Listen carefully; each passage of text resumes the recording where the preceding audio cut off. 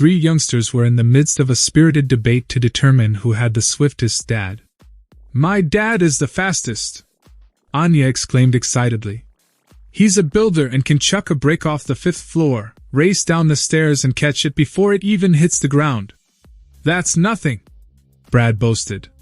"My dad is much faster. He's a professional archer and can target an arrow at a wolf's head, fire it, and then run and grab the creature before the arrow even lands." "Incredible!" exclaimed Tommy. "But I think my father is way faster." "What makes you say that?" asked Anya and Brad curiously.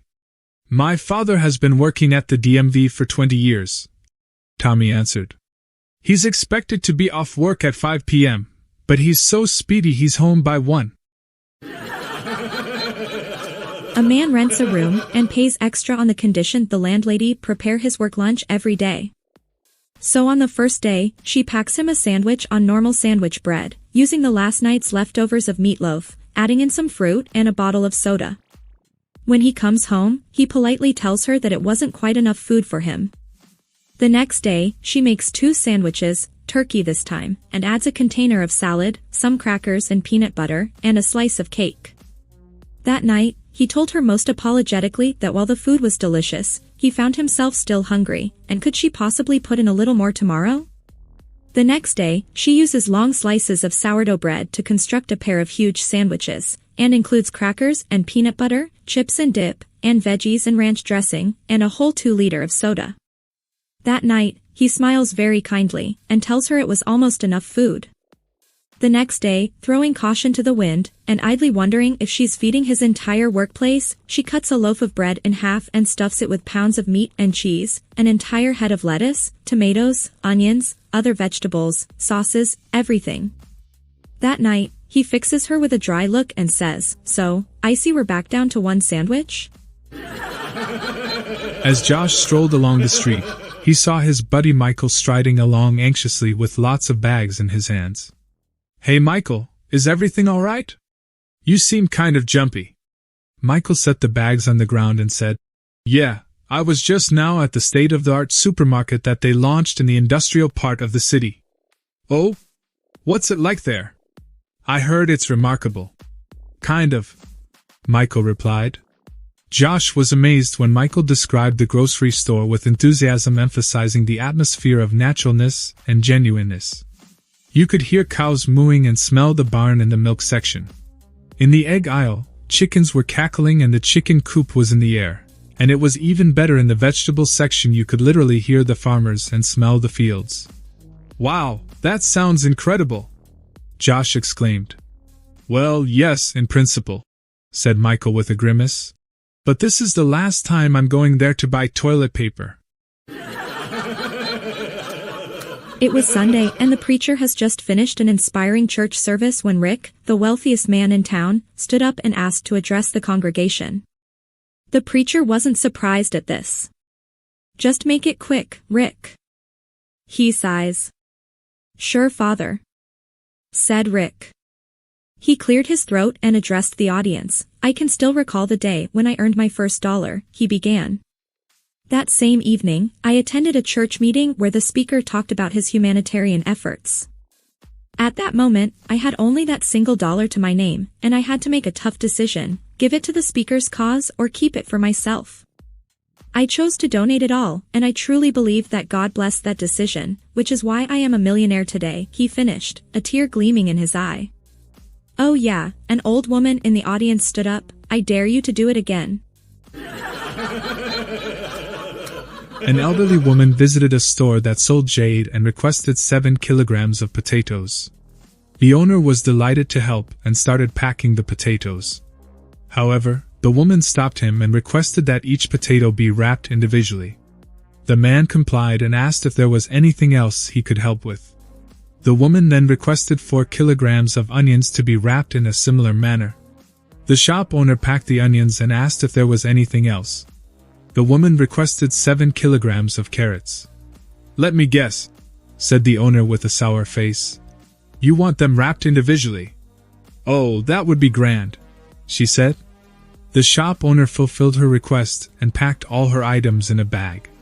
The woman then asked, What are in those crates behind you? The man flushed red and said, Madam, these are grapes and they are not for sale.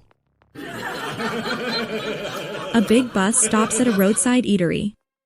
The passengers flood inside the eatery, and as they take their respective seats, the driver calls the manager aside and explains, Look, sir, we're from the mental asylum down the road. I'm taking the inmates for a ride. When they're done eating, they will insist on paying with bottle caps like they do inside. Please humor them and accept their payments. I'll clear the entire check at the end. So, as each passenger finishes eating and pays with bottle caps, the manager solemnly accepts them. After they were all seated in the bus, the driver approaches the manager, who presents the bill to him. The driver carefully scans the bill. Excellent. I'm grateful for your cooperation. You don't know how hard it is to handle these people. Now, would you have change for a hubcap? I'd been dating this woman for a while. We had not made love yet. One evening, while out for a drive, she asks me to stop at a specific Walgreens in the next town. Aren't they all the same? I asked. No, she replies. This one has something the others don't. Curious, I decided to do as she instructed. We went in, she got a pack of cigarettes, KY jelly, and Magnum condoms. She put them on the counter. My face turned red. Not as much as the cashier though. He looked visibly nervous and frazzled. We got back in the car and drove silently for a couple of minutes. Are the condoms for what I think they are? I said it with a sly smile. You bet, she replied dispassionately. I hope I don't disappoint you tonight, I remarked. She smiled. That was an uncomfortable moment with the cashier there, don't you think? I continued. Yeah. A smile crept at the corner of her lips as she remembered the moment. So what did this store have which others don't? I finally asked, my curiosity getting the better of me. She replied with a devious look on her face. My ex-boyfriend at the cash counter. A woman's closet door was making terrible sounds whenever a bus was crossing the street outside, so she called a carpenter to check it out. The carpenter comes to see what's the problem but sees nothing. Right then a bus is crossing the street and a loud creaking sound is heard coming from the closet. He can't believe it, so strange. Says the carpenter to the wife. How unusual. Perhaps if I sit inside before the next bus comes I can see what's making such a noise inside. The wife thinks it's a good idea, if sorry for his time. The carpenter goes inside the closet and gets comfortable, looking at the wood. A few minutes later the husband arrives home. While the wife is in the bathroom, he goes into the bedroom and opens the closet. To his shock, there's a man sitting inside. He throws a look to the bathroom, and then slowly turns his face to the carpenter with murder in his eyes. What the heck are you doing in my house, in my closet? He growls ominously. Well? The carpenter swallows nervously. Would you believe me if I told you I'm waiting for the bus? A Japanese company and a Swedish company decided to have a row competition as a publicity stunt. Both teams trained long and hard. Competition came and the Japanese won by 1 kilometer. The Swedish company's leadership was shocked. But in this major crisis, the leadership showed its value. They wanted a rematch next year so they could save face. The other company agreed.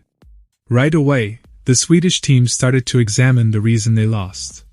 The company created a special task force. After a lengthy examination for several months, the report was submitted that it appeared the Japanese team had one person at the helm and the rest were rowing.